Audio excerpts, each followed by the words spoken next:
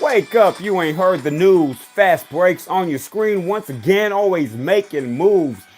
What up, everybody? Thank you for joining me here live on the Fast Break Sports Hour. Back at it once again. Missed a couple days in there, things happen, but we back and fresh. Thursday, November 8th. Yeah, November 8th, 2018. This year's, man, it's ticking down. We're 2 weeks away from that wonderful holiday that I love first and foremost over all the holidays, Thanksgiving. You know, it's not so much the giving, but it's the intake. 2 weeks away from Thanksgiving, man. Love it. You just eat all day. You give yourself a reason to feel like crap at the end of the day. That just makes it 2 cheat days for me that week. And you get to watch football from morning to evening because if you remember, or if you know, for those of you that watch football, y'all better be watching football. Whether it's NFL, college, do all of it. But a few years back, they added that third game, the primetime game. So not only do you get the early start, then you get the afternoon game, then you get the primetime game. Oh man, that's dessert. That's dessert for your turkey, man. Gravy on your turkey, cranberry, very underrated. Man, we'll talk about that more here coming in the near future when we're looking at Thanksgiving and all those festivities. But 2 weeks away, let's just keep it real. But tonight is a whole different ball game. We got a real primetime matchup. And let's keep it real. And that intro was Drew McIntyre, WWE superstar. Man, that dude's going to be the next big thing. I'm letting y'all know right now. Just saying. It is what it is. It's going to happen here soon. But anyways, Thursday night football will deliver us a clash of two Titans. Yes. Not the Tennessee Titans, which beat down on the Dallas Cowboys on Monday. I was wrong. I had the Cowboys winning that one 24-10, and that thing flipped the other way. And the Tennessee Titans were the ones that actually won by 2 touchdowns. And they do it ugly. Even when they score 28 points, it's ugly, but it works, man. They just go in there and beat you up. That's how they win football games. They're a 4-4 team now, staying in the thick of things, especially in that division where the leader has 3 losses in the Houston Texans. And the Cowboys now at 3-5. I said that the loser was going to get the pitchfork. And for those of you that don't know what the pitchfork is, that basically means I'm sticking this large fork into a team and they're done for the season. But they're not going to get the pitchfork. Cowboy fans, rejoice. You're not getting the pitchfork unless you lose to the Philadelphia Eagles on Sunday Night Football, which we will talk about tomorrow on Full Force Football Friday. But because they're playing against a Philadelphia Eagles team who's 4-4, who ultimately looks like the best team in this division, though they're still one game behind the Washington Redskins. And the Washington Redskins at 5-3 have still somewhat surprised me. But this is it for the Cowboys. One more chance. Biggie, give me one more chance. Like that. For those of you that listen to 90s hip hop, when hip hop rap was that at its best, at its finest, early 90s going into the 2000s, late 80s, it was making an impact with the NWA and whatnot. But of course, Cowboys, one more shot. Beat the Eagles, and you're right where you want to be. Lose to the Eagles, and you're going to get pitchforked. Yeah, they're going to get that. But Thursday night football, the two Titans that I'm talking about are the Carolina Panthers visiting the Hot Dog Stadium, Heinz Field in Pittsburgh, Pennsylvania. The Pittsburgh Steelers, who are 5-2-1, and again, the Panthers are 6-2. That's a hell of a matchup. This late into the season on Thursday Night Football, this is going to be like the Minnesota Vikings versus the Los Angeles Rams matchup, where it's, man, just big play after big play after big play. Defenses are kind of shaky, more so Pittsburgh than Carolina. Carolina's is, I would say, average defense, which means you're right in the middle of the pack, somewhere between 13 and 15. Pittsburgh's is more so in the low 20s. So they've been playing better lately, though. Let's keep it real. What they did in Baltimore on Sunday, that was impressive because though it was a one-score game, which it usually is between the Ravens and the Pittsburgh Steelers, which I defined a couple weeks ago as the best rivalry lately, last 10 years in the NFL, in football. That's the best rivalry for me since John Harbaugh and Mike Tomlin have been there. So big win on the road when Baltimore needed it most, which made Baltimore drop to 4-5. It was a big win for Pittsburgh. If they can continue that style of play and rev up the offense like they usually do, then you can start talking about Super Bowl contenders. But you look at both sides of the coin here with the Carolina Panthers. They're dependent on how Cam Newton goes, how Christian McCaffrey goes. Yeah, you're gonna sprinkle in some Greg Olsen. You're gonna sprinkle in some Devin Funches. Trick play to Curtis Samuel, whatnot. Try to get DJ Moore involved, more so the rookie wide receiver. So young weapons besides Greg Olsen, who's the linchpin, who's the vet on that team. But at the end of the day, it's going to be how Cam Newton and Christian McCaffrey, 1A and 1B, feed off of each other and create big plays or just steady play to help this offense go down in Pittsburgh. And for the Steelers, man, look, James Conner has been playing absolutely fantastic. James Conner, early on in the season, it was like, well, hey, man, it's great job first 2 or 3 weeks. Then he hit a snag there for a couple weeks. But he's been full force ever since then. And he's been very consistent and has a lot of people saying, you know what, this Le'Veon Bell thing doesn't really matter anymore. And we're going to get to Le'Veon Bell here in a little bit. There's a lot of reports going on, floating around. And I just want to cover a little bit and give y'all a little bit, somewhat detail of what could and can happen with Le'Veon Bell, with Pittsburgh, with the contracts and all that good stuff. But James Conner's been on it. James Conner rushing for a little over 700 yards right now, who, man, is top 3 rushing the ball. Actually, number 2, I believe, right behind Todd Gurley, Todd Gurley's going to tear it up, man. He has over 850 yards rushing.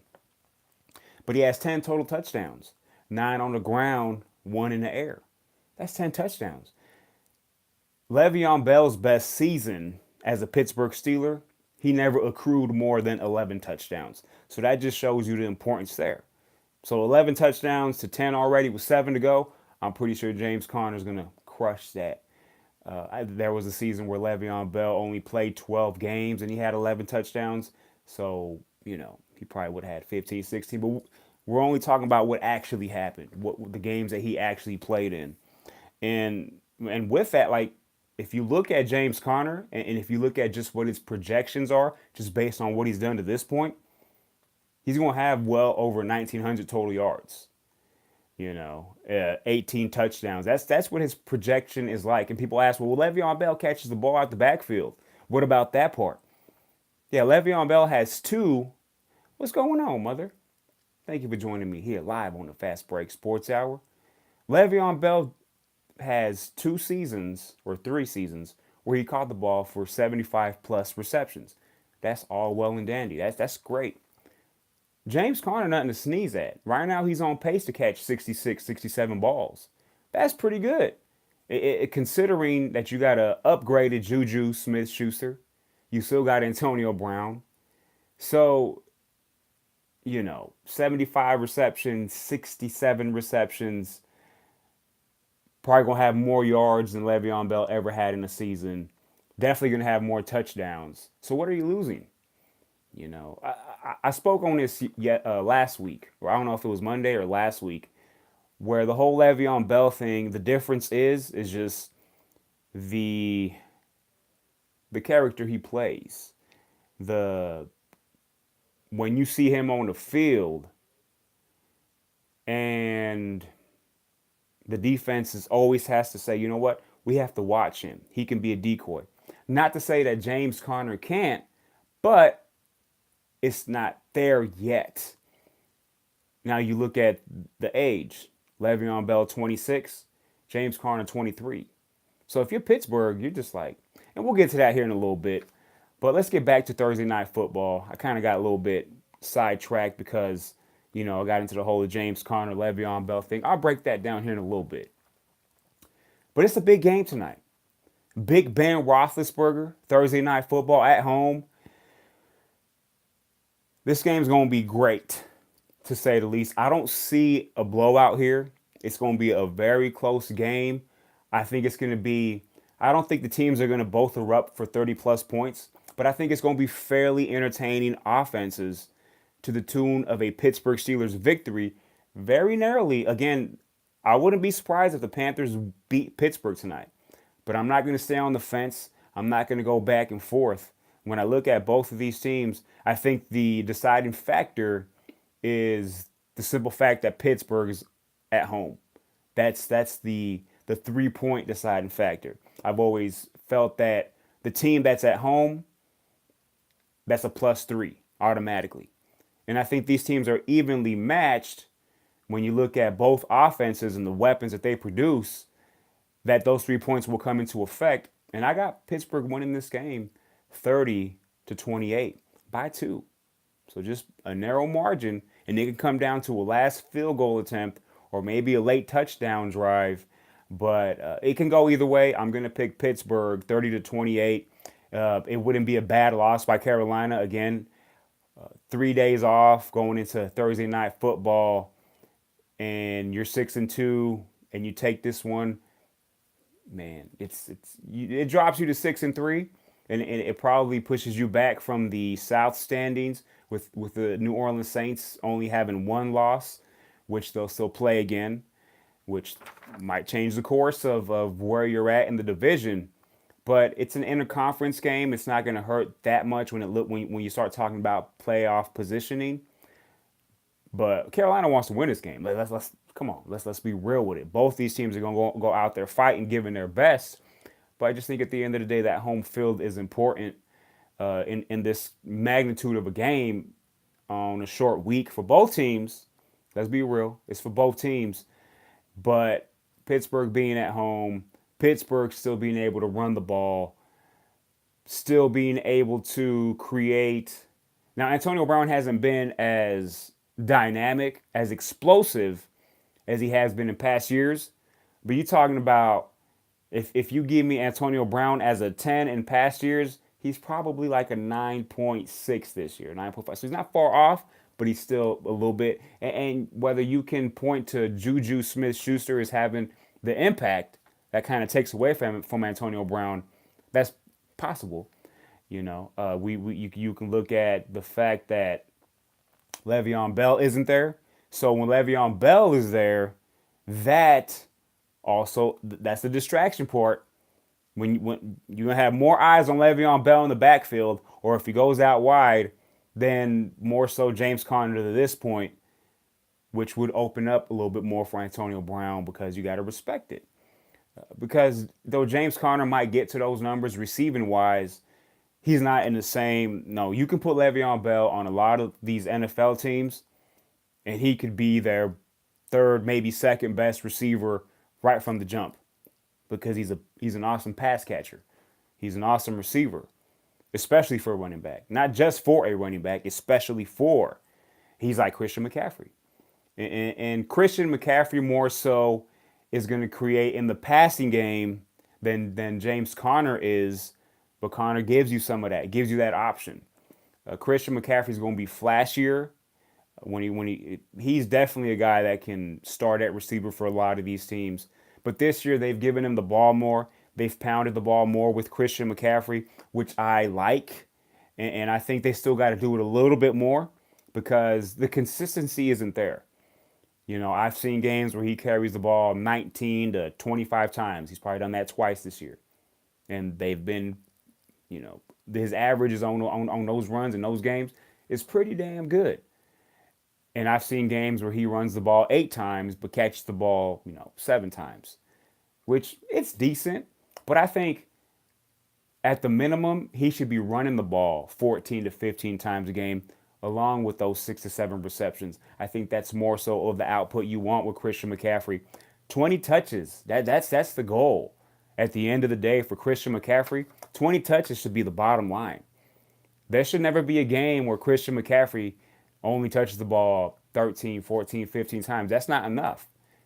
He's your best playmaker on offense, besides the quarterback, obviously, Cam Newton, who can do whatever he wants with the ball. But he's that guy. So I think that's the key number, the 20 touches. And it also depends on the game flow, obviously. But because he can do both, there's no reason why he can't reach that number. And the only other thing that can deter him from getting to those 20 touches, to me, would be if they're just blowing the team out and there's no reason for him to play in a fourth quarter, or vice versa.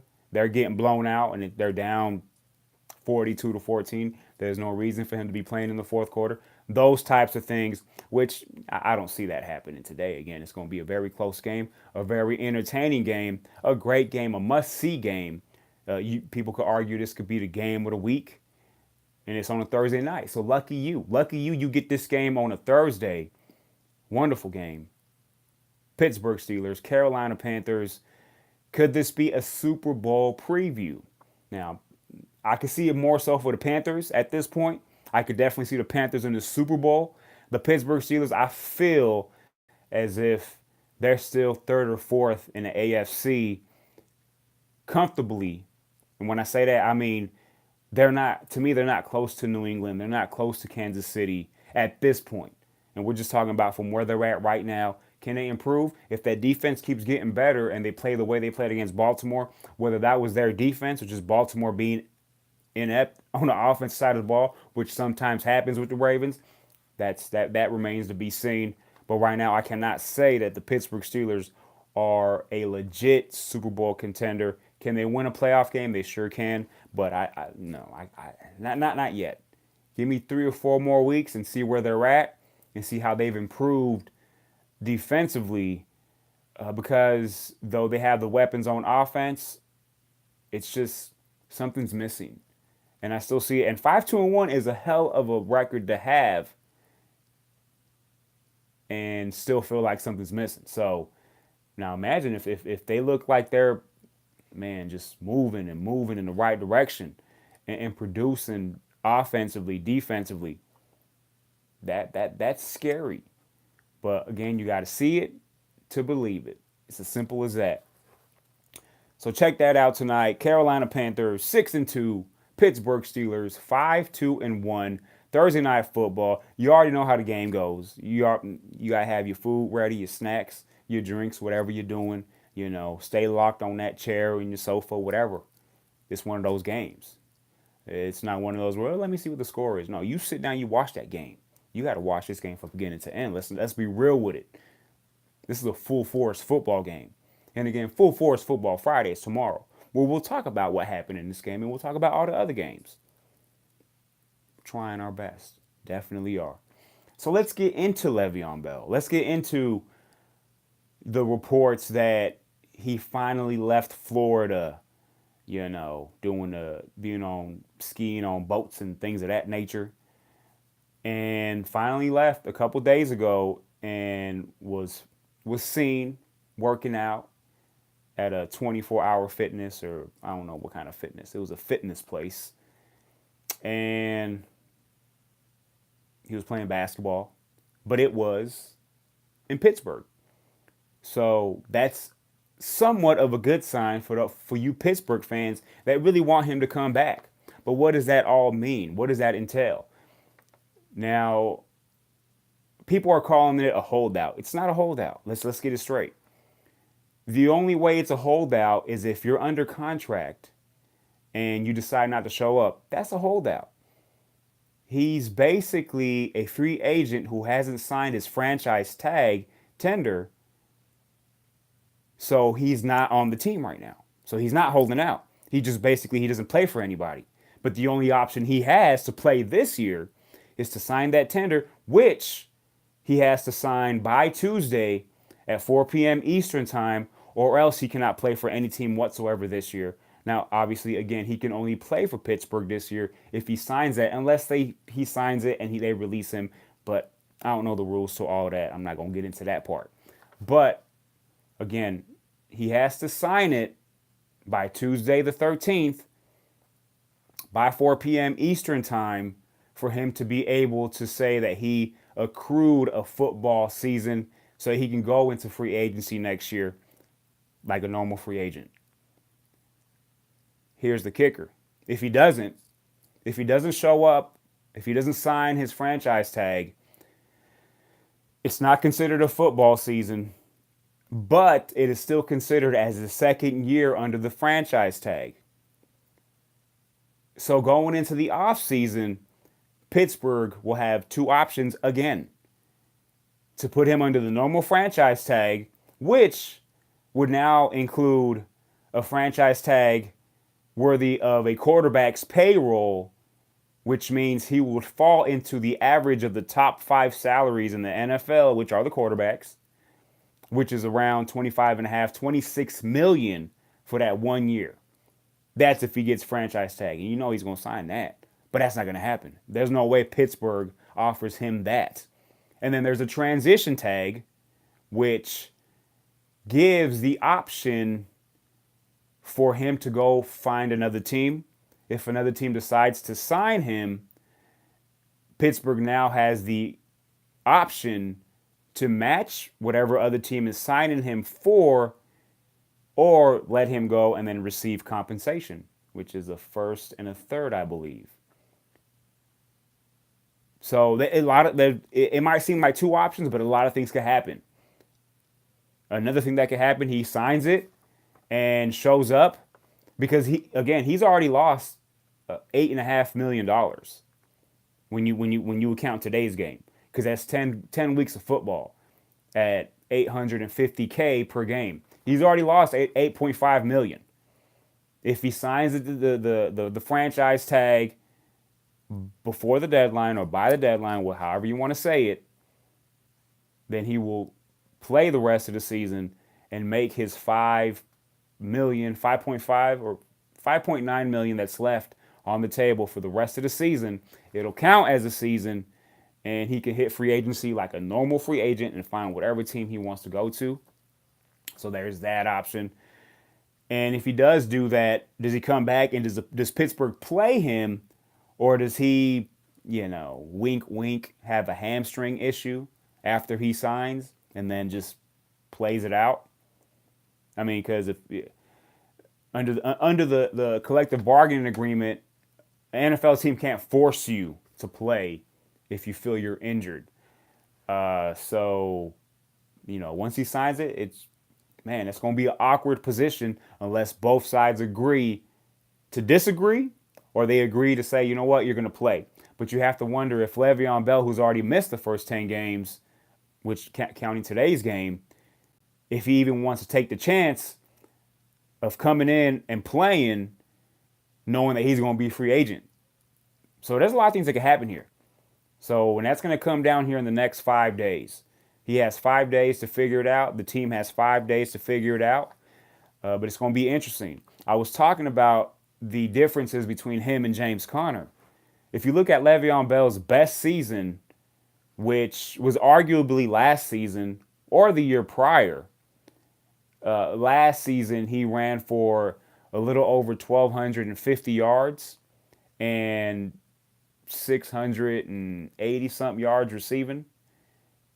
He had 83 receptions, 83 or 85.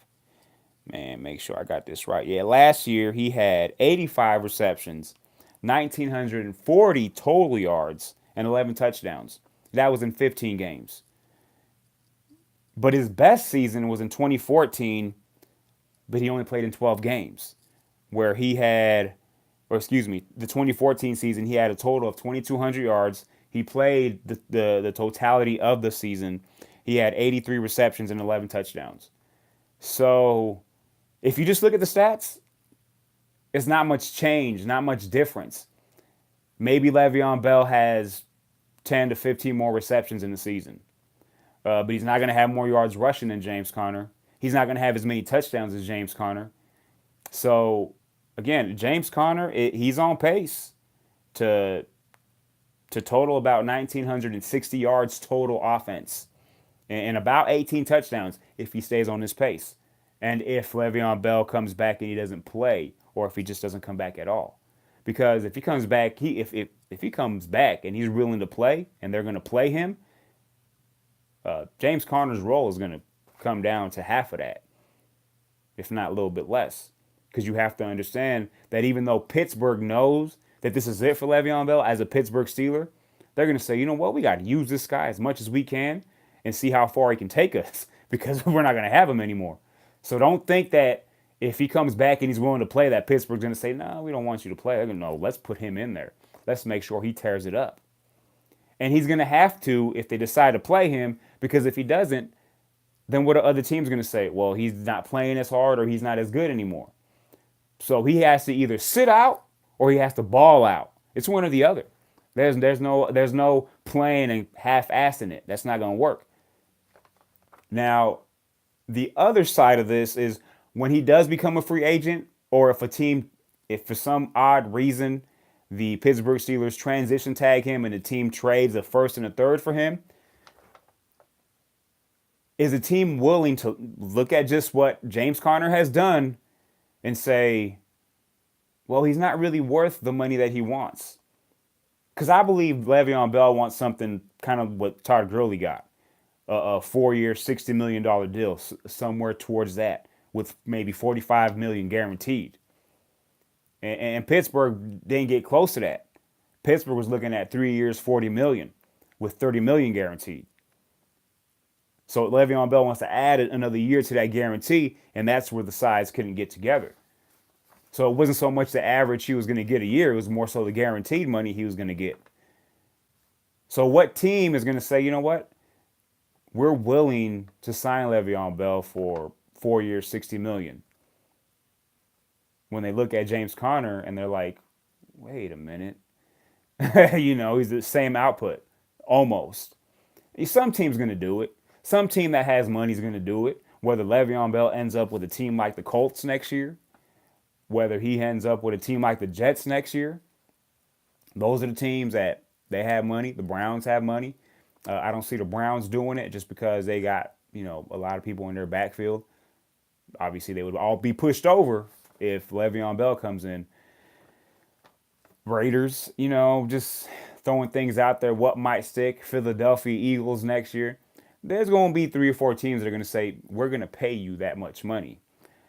Will it benefit at the end of the day? I think so. I think Le'Veon Bell is that kind of player. I don't think it's the system in Pittsburgh. I just think Pittsburgh got lucky and got a badass running back in James Conner. Let's just call it what it is. James Conner is balling out. And he's probably the main reason why the offense is doing what it's doing and why they're 5-2-1, because he's been consistent. It hasn't been so much of a drop-off that you would think there would be when you lose a Le'Veon Bell. That's just, man, Pittsburgh they hit it with that guy. Again, if you ask me which of the two would I rather have if I'm starting a team, I'd rather have Le'Veon Bell for the next 3 or 4 years. But they don't have that option. It's James Conner. And not by much. James Conner's a badass running back. Let's be real with it. But 9 out of 10 GMs, maybe 90 out of 100 GMs will tell you they would prefer to have Le'Veon Bell now than James Conner now. And James Conner's doing all he can do. And he's stepping up to the plate. And he's bringing it, He's only controlling what he can control. He's a starting running back for the Pittsburgh Steelers. And he's a top 3 running back in the NFL right now. And he's producing on the ground and through the air. So a lot to look for there. I mean, I guess we've all been looking for it with Le'Veon Bell from the beginning. But now we actually have a date. This is it. Things are going to be figured out by the 13th, if not before. But after that is a cutoff, then we will not talk about it no more. We won't talk about it because there's no reason to. He'll either be playing or he won't be. And then we'll just have to wait until the offseason to bring it up again to see who's going to get him, where is he going to be playing, how much is he going to be playing for. And make no bones about it. Again, there's reasons to look at it and be like, I don't know if I want that guy on my team. But when you look at Le'Veon Bell's side of things, If I feel I'm the best running back in the game, I hope to be paid. I deserve to be paid like the best running back in the league.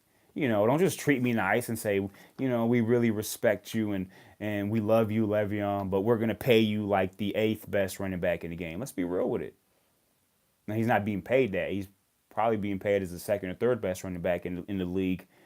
And will he eclipse Todd Gurley's earnings? I don't think so. I think it'll be somewhat similar, maybe a little bit below, and rightfully so. Now, if you had asked that question, you ask GMs, who do you want, Todd Gurley now or Le'Veon Bell? Most of them are going to say Todd Gurley because that dude is ridiculous. He can pound it. He could do everything Le'Veon Bell can, but it looks nicer. It's Todd Gurley's that dude. Let's be real with it. So he's gonna get some money. Just wait and see. Is he gonna play for Pittsburgh this year, or is he just gonna be a guy that sits on the bench, or is he not gonna show up at all? At all. I hope you guys understood some of the stuff I was talking about. About the whole transition tag, the franchise tag, and all that. If you don't, then rewind it and just search it. I don't know. I don't know how to describe it more than that. Doesn't really matter unless you're a Pittsburgh Steelers fan. Don't, or if you own him in fantasy football, it doesn't really matter. You're just hoping that if you play against Pittsburgh, he's not there, and hopefully you win. That's all you really can look at. But really interesting to see what's going to happen here in the next 5 days. Speaking of players that had not been playing this year, and now they are, Dez Bryant, man. What the heck happened there? Dez Bryant signs with the New Orleans Saints yesterday.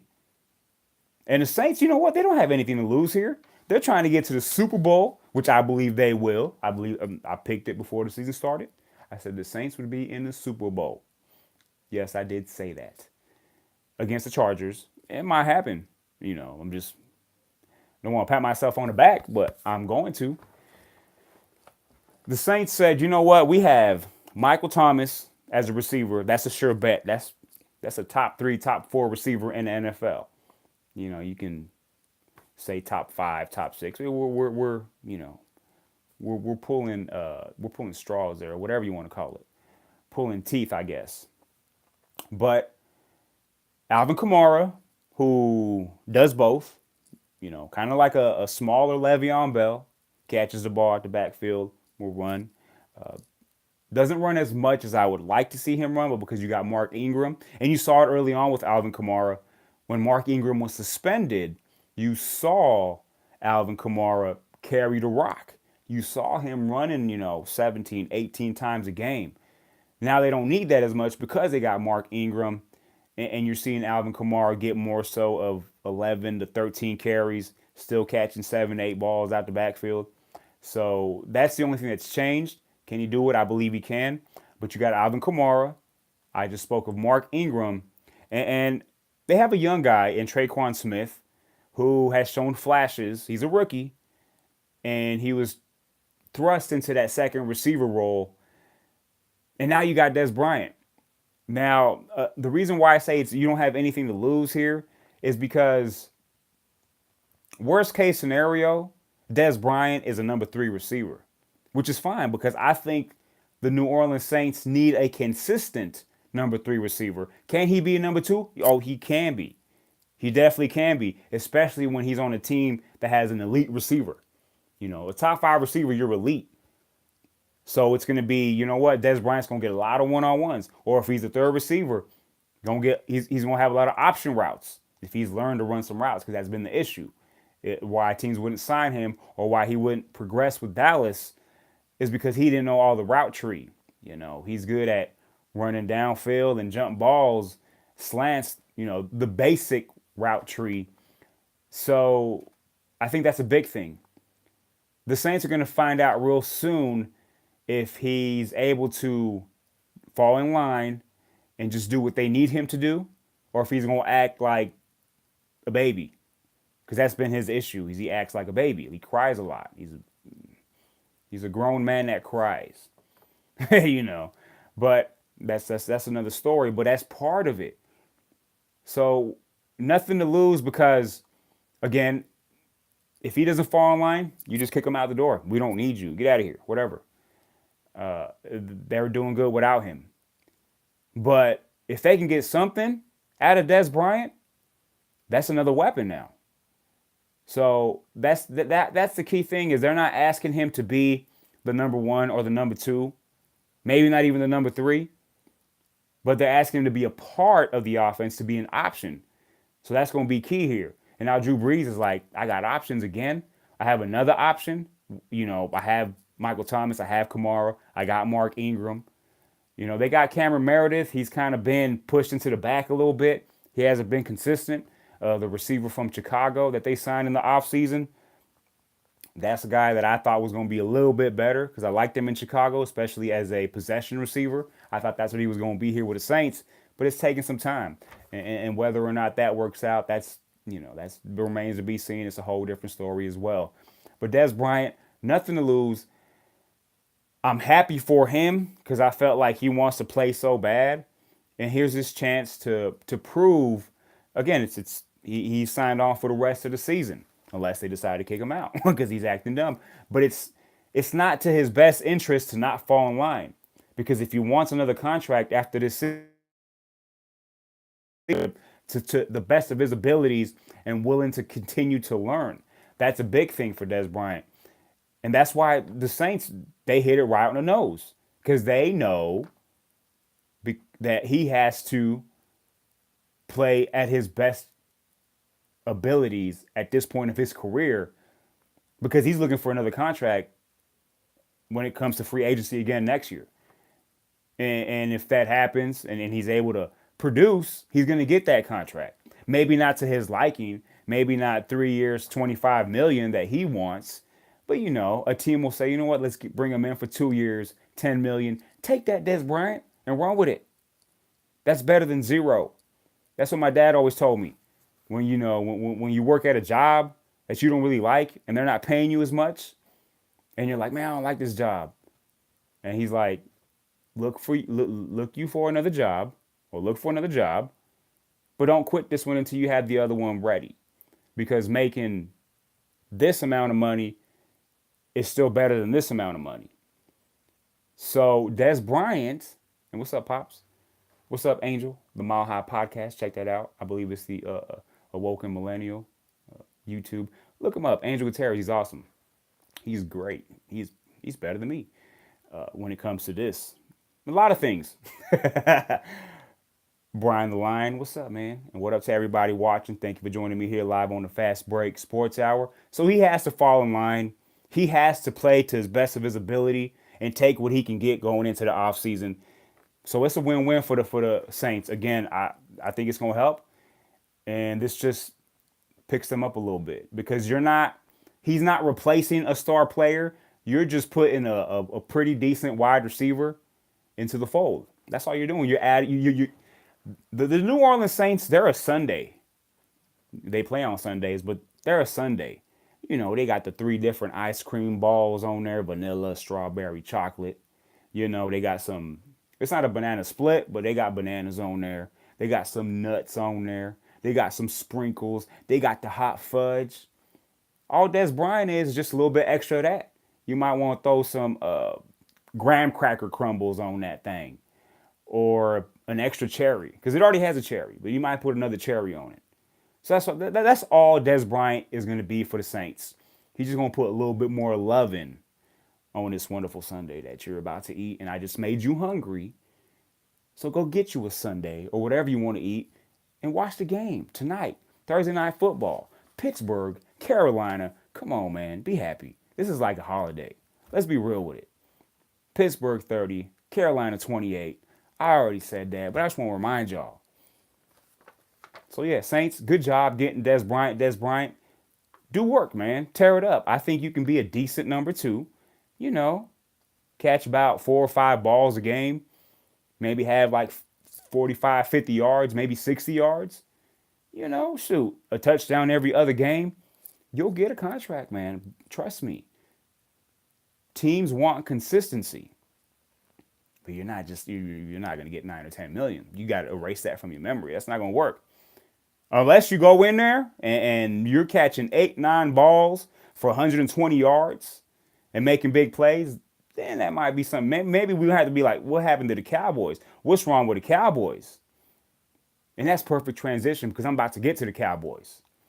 Troy Aikman was talking earlier this week, obviously after that Cowboys debacle at home on Monday Night Football. He was talking about how the Cowboys just need to restart and tear this thing down. Now, I don't know what that means. I don't know if he's talking about getting another quarterback. You know, this is Dak Prescott's third year,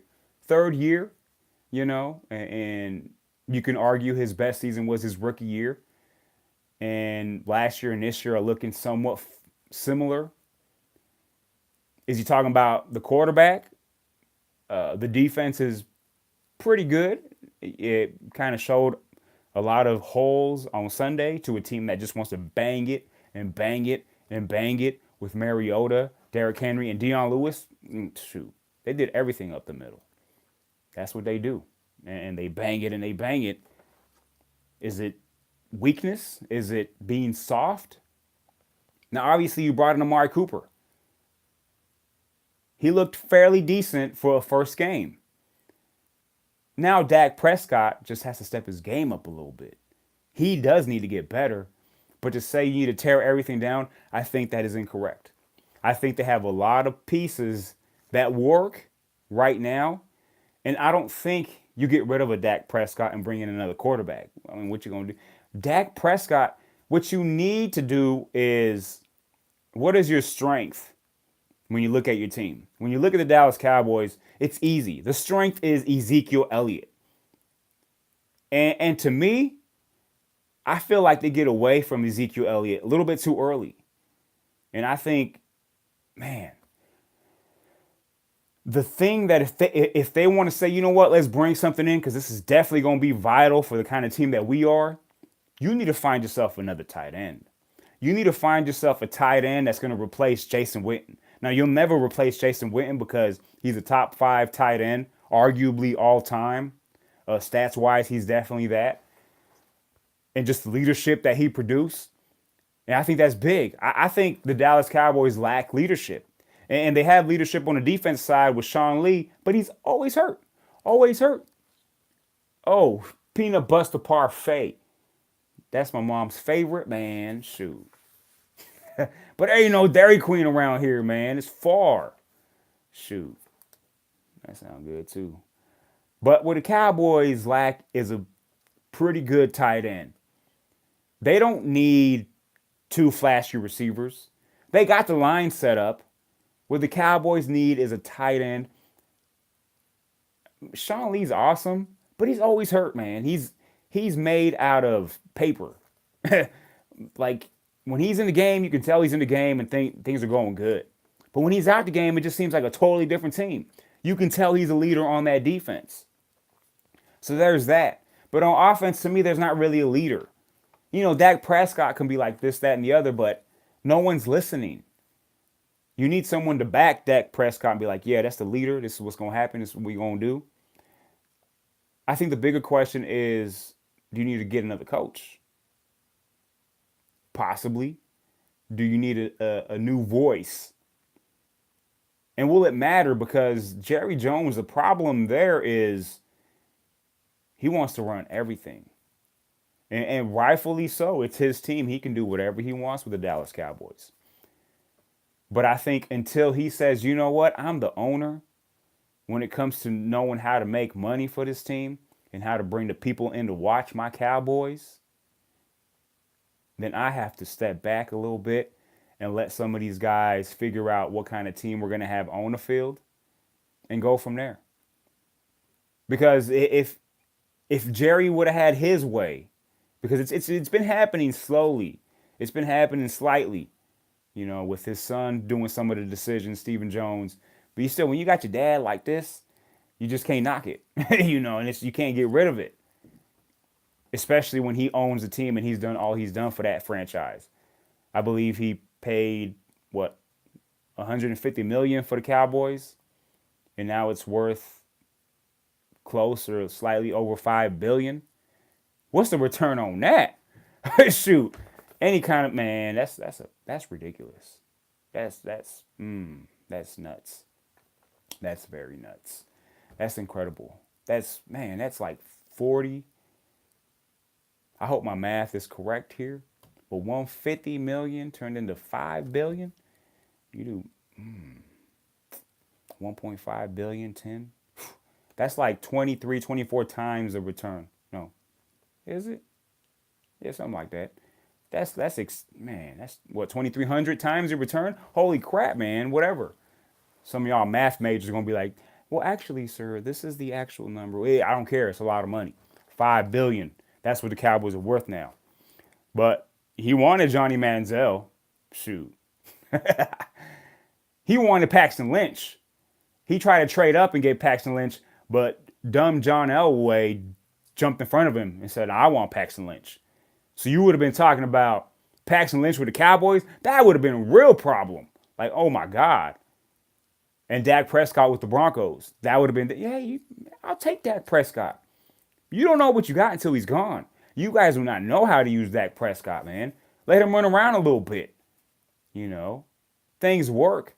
But I think if you get you a good tight end in Dallas, not an average tight end, a good tight end, if it's got to be through the draft or through a trade, free agency, whatever. Like if you had a Jared Cook, just throwing it out there. If you had a Jared Cook in Dallas until you developed a real good tight end, oh man, that would work. I'm not trying to bring all the Raiders to the Cowboys, but Amari Cooper's there. Jared Cook be like buddies, like, hey, we back. But Amari Cooper, I think, is going to get better each week as long as Dak Prescott believes in Amari Cooper. And I think that was the issue with Oakland is there wasn't that quarterback to receiver connection. There wasn't that trust. They weren't on the same wavelength, on the same page. I don't know what that means, but it's two to makes one. They weren't like that, which it should have been. So before you tear everything down, get you a tight end. Let's see how this thing continues to grow with Amari Cooper. And you're going to have a real good sample size, 8 games. What is it? They're 3-5 now. So they're going to have 8 more games, which means you're going to have 9 whole games to kind of see what it was like with the Dak Prescott, with Amari Cooper, with Ezekiel Elliott in that line, and see how the defense does. It's always been my thing that, and just my opinion, that you draft to build depth and create a future, and you sign free agents to win now. You don't sign free agents to build. That's not how it works. You sign a free agent to help you win now, as long as you have your pieces in place. You draft for depth. You sign free agents to produce right there and then. And sometimes you get rookies that come in and produce. It happens. It's a thing. So whether you want to go into the draft and bring in new defensive players and stop looking all flashy. Because if you look at it, the Dallas Cowboys, where they messed up is they didn't draft a receiver like Cortland Sutton. Now, Michael Gallup's going to be a pretty good receiver. Decent. But because you didn't get a Cortland Sutton who was right in your backyard, you're going to have to wait a little bit more. You had Cortland Sutton, oh my goodness. Then you find out real quick what Dak Prescott has. Now you got Amari Cooper. Hey, that's cool. Michael Gallup's going to take a little bit to get to where he needs to get to. Allen Hurns was a bust. That was a dumb sign. But Allen Hurns was like, I got paid. Shoot, I'll catch one ball for 20 yards every game. But before you start tearing things down, patience, man. Dak Prescott's in his 3rd year. Let him be. Let him continue to develop with Amari Cooper. Give him these games. Then we'll go from there. That's it. That's all they got to do. So I know it's your team, Troy. I know that's your crew, but no, they don't need to do none of that stuff. Let's get right into my new top 10 power rankings, NFL top 10. Man, You know what? Let's get some music going for this right quick, man. Man, I've been talking for 50 minutes. I feel like I've been here for 15. All right, so I'm almost done. Hey, don't push me. I'm gonna do the top 10, and I'm gonna get on with my life. Full Force Football Friday tomorrow. Watch some football tonight. Let's get some music going. You know how we do it, man. See here. We'll keep the same one. So we keep the same music going. We just turn it down a little bit. Get the little, what they call them things with the Irish people. I don't know what they're called. The bagpipes. You got the bagpipes on this. Top 10 NFL rankings. Fast breaks NFL rankings. Keeping it real. Let's start at number 10. Chicago Bears, man. Chicago Bears are 5-3. Man, my homeboy Jeff is like, man, we going to the Super Bowl, this, that, and the other. Y'all had a schedule. I'm going to give you props. The Chicago Bears are 5-3, first place in their division. They might get to the playoffs this year. We'll see. And they got the Detroit Lions. You beat Detroit on Sunday and you go to 6-3, which you should beat Detroit Lions on Sunday if you want to be a playoff team. Then man, 6-3, shoot, I might have to put you in. But you're number 10 right now. Congrats on the Chicago Bears being a little bit early to the party. But that's a good thing because now you got all the snacks before everybody else got there. Number 9, Minnesota Vikings.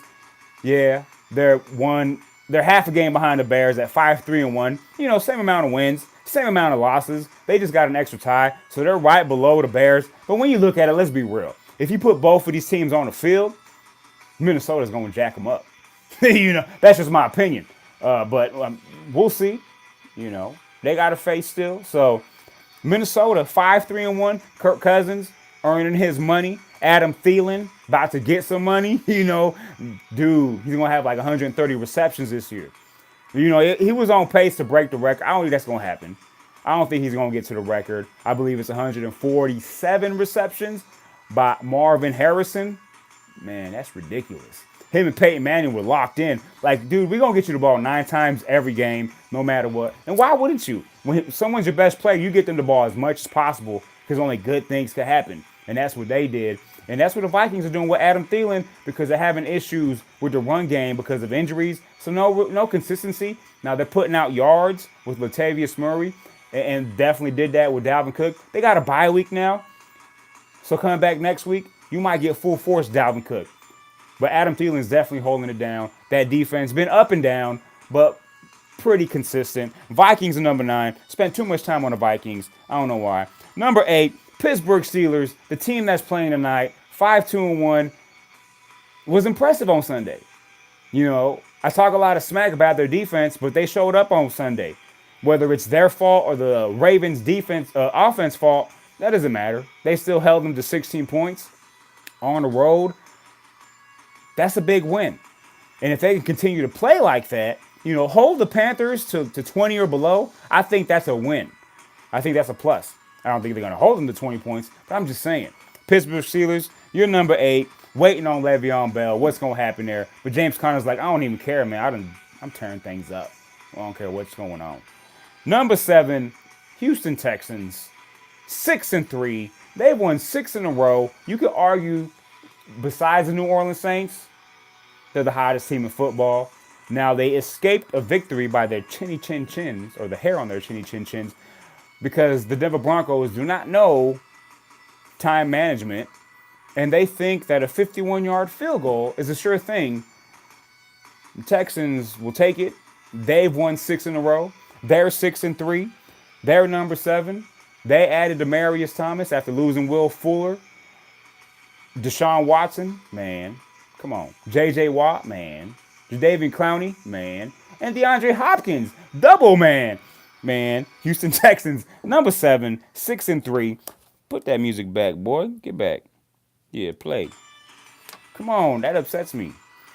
Number 6, that other team in L.A., not the Rams, but the Chargers. The Chargers are a sneaky 6-2. Y'all didn't even know that. Y'all don't even know the Chargers exist. I got them going to the Super Bowl this year, but you don't know who they are, and that's how they like it. Phillip Rivers out there, man, throwing out all these touchdowns, man. He's like, one for you. He's like Oprah Winfrey. He's like, oh, there's one for you, Mike Williams. Oh, there's one for you, Tyrell Williams. Oh, you want one, Keenan Allen? Here's one for you. Melvin Gordon's like, you don't got to throw it to me. Just give me the ball and I'm going to run it in. Joey Bosa about to come back, do some things. Man, Melvin Ingram, shoot. That team is full force. They're 6-2, but they're not getting none of the credit because the Chiefs are right above them. And where are the Chiefs at? We'll get to them here in a second. Number 5, the other team that's playing tonight, Carolina Panthers, 6-2. They're like a sneaky 6-2 as well.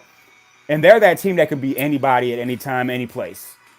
Would not surprise me if they're in the Super Bowl. I didn't pick them to go to the Super Bowl, but it would not surprise me. They're that kind of team. It wouldn't surprise me if they won the Super Bowl. They're that talented. And as long as they got everything together, Cam Newton, Christian McCaffrey, team goes as they go. Carolina Panthers, 6-2, number 5, play tonight against Pittsburgh. What a matchup.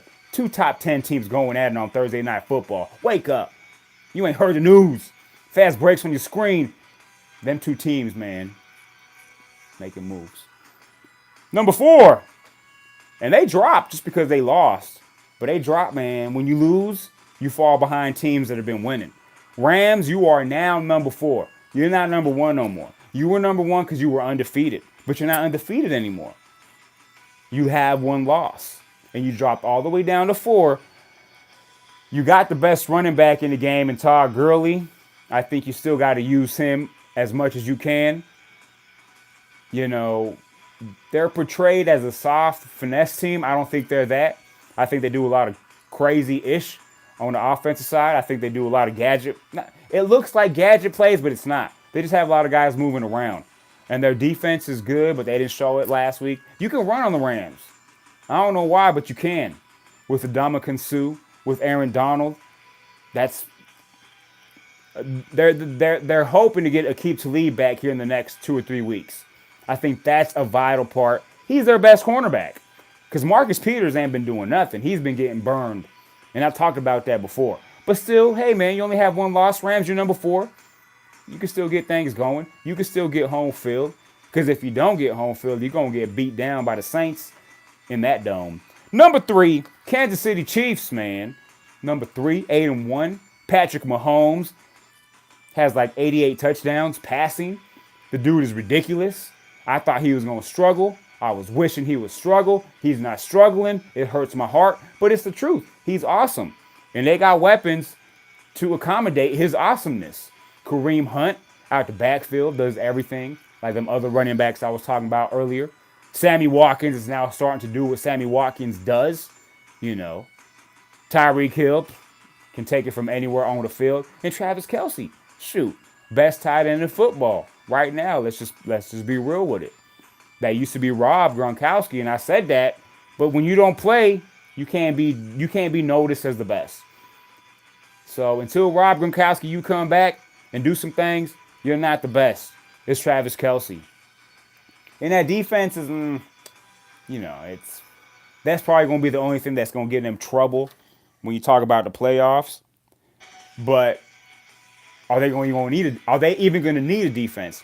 Kansas City Chiefs, number 3. At number 2, I'm talking about Gronk's team, the New England Patriots. Tom Brady going toe-to-toe, blow for blow against Aaron Rodgers and showing you why Tom Brady is still the GOAT and will be the GOAT probably for a long time.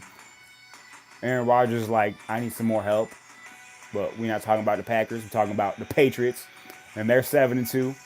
They started off the season 1-2. That means 6 in a row, baby. 6 in a row for the New England Patriots. They get to go to Tennessee, who got a big win in Dallas. Patriots are going to beat them down, I believe. But Patriots 7-2. You don't got to say much more than Tom Brady and Bill Belichick. That's why they're number 2. And number 1, the team that broke the streak, that beat the last undefeated team in the Los Angeles Rams. And though the Rams came back and tied it, the Saints beat them down. 45-35. It was 35-14 at one point. They're the number 1 team. Shoot, they haven't lost since week 1, 7-1. They've won 7 in a row, deservedly so. And I already talked about all the weapons they got and why Drew Brees is about to go get another Super Bowl against Phillip Rivers, his old teammate. That's a great Super Bowl. Y'all don't understand it yet, but once they do collide, you're going to be like, man, this is prime time. But the New Orleans Saints, that's all I got for y'all. Y'all got Des Bryant. Y'all getting some more stuff into the cupboard. Number one team. Will they remain the number one team? They go to Cincinnati. We'll talk about that tomorrow on the Full Force Football Friday. But that's all I got for y'all. I didn't talk NBA today because there's nothing to talk about, really. Not yet. We'll start creeping into that. You know, my team sucks, but it's all right. I'm not going to tell you who my team is if you don't know by now, but they suck, all right? So we're not going to talk NBA right now. You know, we could talk about the Lakers and LeBron and the Milwaukee Bucks and the Greek Freak and all that good stuff, and how the Celtics and, man, Kyrie Irving gets fined for throwing a ball in the stands because he got hurt because a player wanted to score 50. Jamal Murray scoring 48. The Blue Arrow trying to go for 50. But come on, I'm done. Fast Break Sports Hour. See us tomorrow. Thank you for joining me. Love y'all. I'm out.